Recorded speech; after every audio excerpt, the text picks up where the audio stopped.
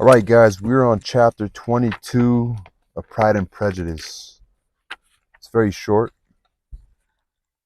The Bennets were engaged to dine with the Lucases, and again during the chief of the day was Miss Lucas so kind as to listen to Mr. Collins. Elizabeth took an opportunity of thanking her. It keeps him in good humor, said she, and I am more obliged to you than I can express. Charlotte assured her friend of her satisfaction in being useful, and that it amply repaid her for the little sacrifice of her time. This was very amiable, but Charlotte's kindness extended farther than Elizabeth had any conception of. Its object was nothing less than to secure her from any return of Mr. Collins's addresses by engaging them towards herself. Such was Miss Lucas's scheme, and appearances were so favorable that when they parted at night, she would have felt almost sure of success if he had not been to leave Hertfordshire so very soon. But here she did injustice to the fire and independence of her character, for led him to escape out of Longbourn House the next morning with admirable slyness, and hastened to Lucas Lodge to throw himself at her feet. He was anxious to avoid the notice of his cousins from a conviction that if they saw him depart, they could not fail to conjecture his design, and he was not willing to have the attempt known till its success could be known likewise. For though feeling almost secure, and with reason, for Charlotte had been tolerably encouraging, he was comparatively diffident since the adventure of Wednesday. His reception, however, was of the most flattering kind. Miss Lucas perceived him from an upper window as he walked towards the house, and instantly set out to meet him accidentally in the lane. But little had she dared to hope that so much love and eloquence awaited her there. In as short a time as Mr. Collins's long speeches would allow, everything was settled between them to the satisfaction of both.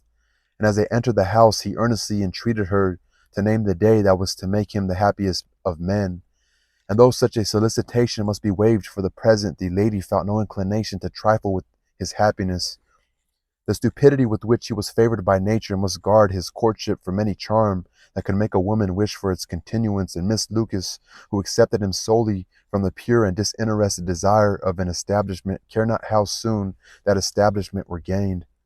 Sir William and Lady Lucas were speedily applied to for their consent, and it was bestowed with a most joyful alacrity. Mr. Collins's present circumstances made it a most eligible match for their daughter, to whom they could give little fortune, and his prospects of future wealth were exceedingly fair. Lady Lucas began directly to calculate with more interest than the matter had ever excited before, how many years longer Mr. Bennet was likely to live, and Sir William gave it as his decided opinion that whenever Mr. Collins should be in possession of the Longbourn estate, it would be highly expedient that both he and his wife should make their appearance at St. James's. The whole family, in short, were properly overjoyed on the occasion. The younger girls formed hopes of coming out a year or two sooner than they might otherwise have done, and the boys were relieved from their apprehension of Charlotte's dying an old maid. Charlotte herself was tolerably composed.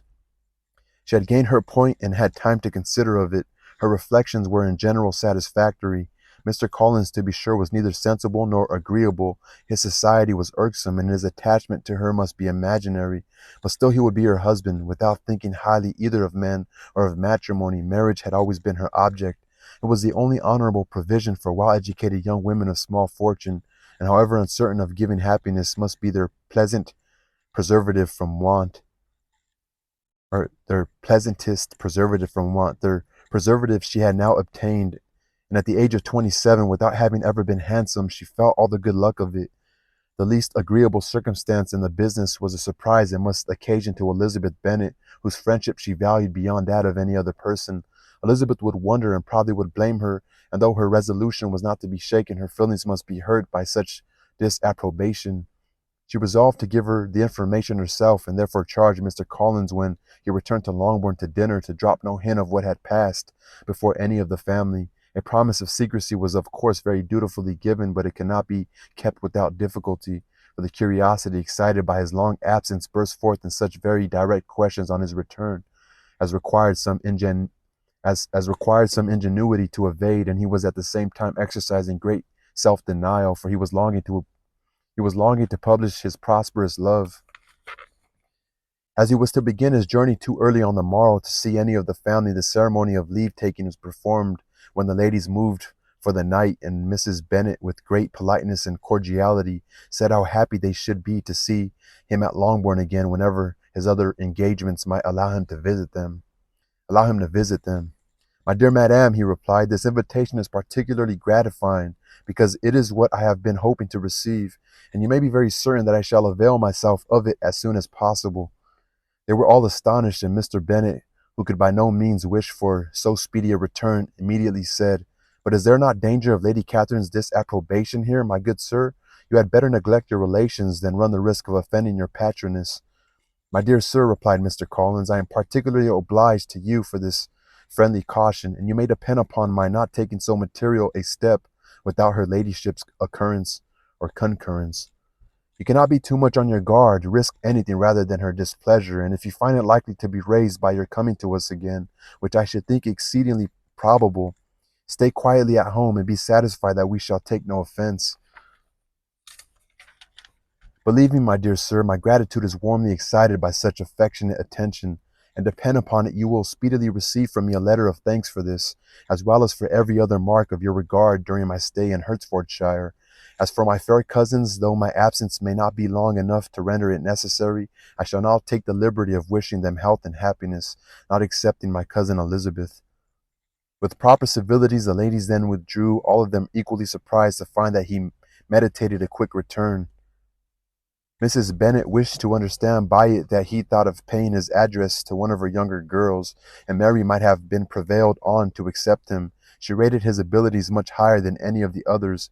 There was a solidity in his reflections which often struck her, and though by no means so clever as herself, she thought that if it encouraged to read and improve himself by such an example as hers, he might become a very agreeable companion. But on the following morning every hope of this kind was done away.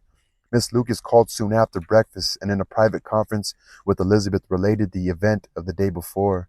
The possibility of Mr. Collins's fancying himself in love with her friend had once occurred to Elizabeth within the last day or two, but that Charlotte could encourage him seemed almost as far from possibility as that she could encourage him herself, and her astonishment was consequently so great as to overcome at first the bounds of decorum, and she could not help crying out, "Engaged to Mr. Collins? My dear Charlotte, impossible!" The steady countenance which Miss Lucas had commanded in telling her story gave way to a momentary confusion. Hereon receiving so direct a reproach, though as it was no more than she expected, she soon regained her composure, and calmly replied, "Why should you be surprised, my dear Eliza? Do you think it incredible that Mr. Collins should be able to procure any woman's good opinion, because he was not so happy as to succeed with you?" But Elizabeth had now recollected herself, and making a strong effort for it, was able to assure her with tolerable firmness that the prospect of their relationship was highly grateful to her, and that she wished her all imaginable happiness. "I see what you are feeling," replied Charlotte. "You must be surprised, very much surprised, so lately as Mr. Collins was wishing to marry you. But when you have had time to think it all over, I hope you will be satisfied with what I have done. I am not romantic, you know, I never was. I ask only a comfortable home, and considering Mr. Collins's character, connections, and situation in life, I'm convinced that my chance of happiness with him is as fair as most people can boast on entering the marriage state."